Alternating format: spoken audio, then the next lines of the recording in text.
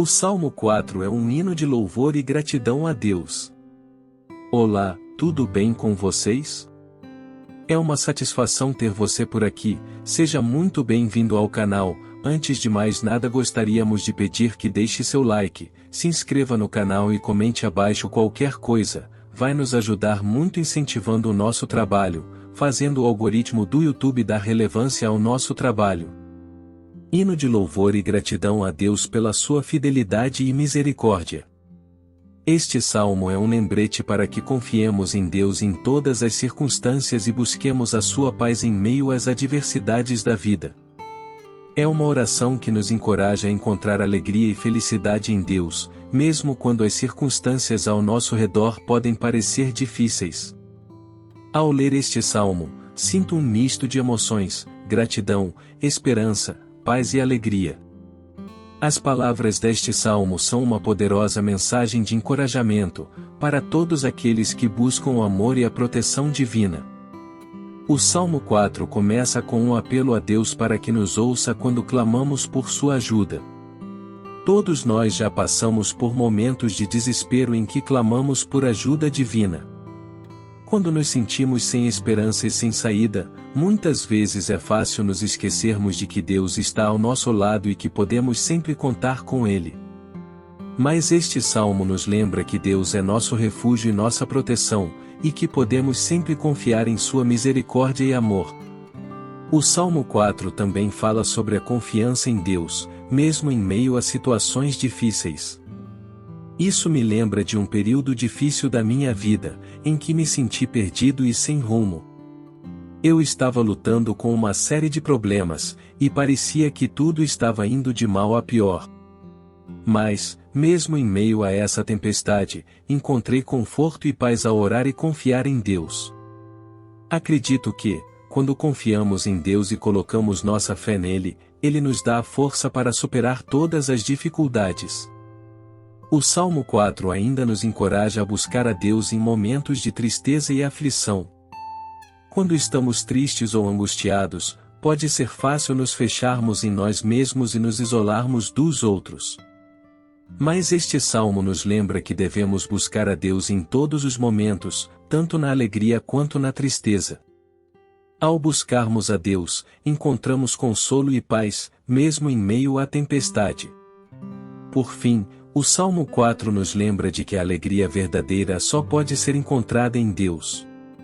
Às vezes, buscamos a felicidade nas coisas deste mundo, riquezas, poder ou sucesso. Mas a verdadeira alegria só pode ser encontrada em Deus. Quando colocamos nossa fé e confiança nele, somos preenchidos com uma alegria duradoura e uma paz profunda que transcende todas as circunstâncias da vida. Em resumo, o Salmo 4 é um hino de louvor e gratidão a Deus pela sua fidelidade e misericórdia.